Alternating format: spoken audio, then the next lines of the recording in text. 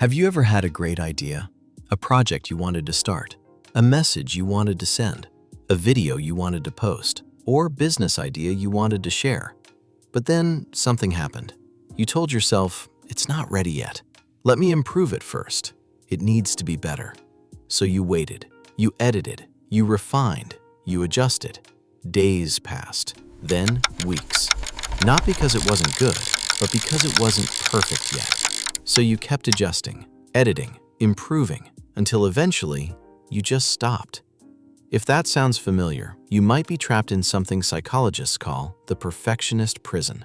And the strange part is this: perfectionism doesn't just slow your success, it can completely stop it. In this video, I'll show you why perfectionism secretly blocks progress, what your brain is actually trying to protect you from, and how to escape the perfectionist prison without lowering your standards. Because the goal isn't mediocrity, the goal is freedom to move. Most people believe perfectionism is a strength. It sounds responsible, disciplined, ambitious. But psychologists have discovered something surprising. Perfectionism is rarely about high standards. It's about fear of mistakes. There's a huge difference. Healthy high standards say, I want to do my best. Perfectionism says, if this isn't perfect, something bad will happen. Maybe people will judge you. Maybe you'll embarrass yourself. Maybe you'll look incompetent. So your brain tries to protect you. And this is where the prison begins.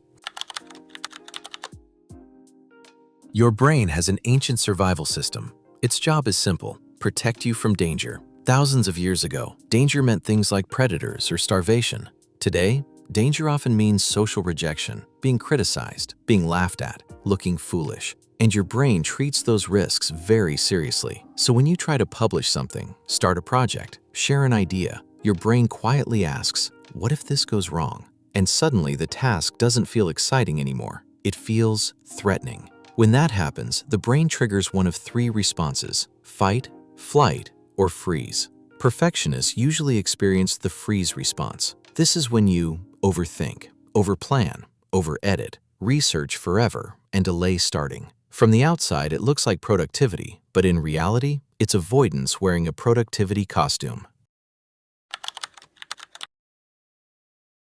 Here's the cruel irony. Perfectionists want success, but perfectionism blocks the very behavior that creates success. Because success requires something perfectionists try to avoid: imperfect action. Every expert you admire started with terrible first attempts. Writers produce messy drafts. Entrepreneurs launch flawed products. Scientists run experiments that fail. Athletes miss thousands of shots. But perfectionism tries to eliminate failure completely. And when you eliminate failure, you eliminate learning, which means you eliminate progress. That's the prison. Here's a simple mental shift that changes everything. Instead of asking, is this good enough? Ask yourself, is this a version 1? Version 1 has only one job: to exist. It can be messy, incomplete, unpolished. Think of it like sketching before painting. You don't judge the sketch, you just get something on paper. Many successful creators follow a simple rule: create fast, improve later, not improve forever before creating. So the next time you start something, tell yourself, this is just version 1. Suddenly, the pressure drops, and movement becomes possible. Perfectionism loves huge goals. Start a business, write a book, build the perfect plan. But big goals trigger big fear, so we shrink the arena. Instead of start a business, ask, what's the smallest possible version? Maybe it's selling to one person, posting one idea, helping one client. Small steps feel less dangerous, and small steps create momentum. And momentum destroys perfectionism. Here's something surprising. The final 20% of improvement often takes 80% of the time. Perfectionists spend huge amounts of energy polishing tiny details most people never notice. Meanwhile, the world is waiting for the value you already created. So try this rule. When something is 80% good, release it. Then improve the next version. Success rarely comes from perfect work. It comes from consistent work. Sometimes perfectionism has deeper roots.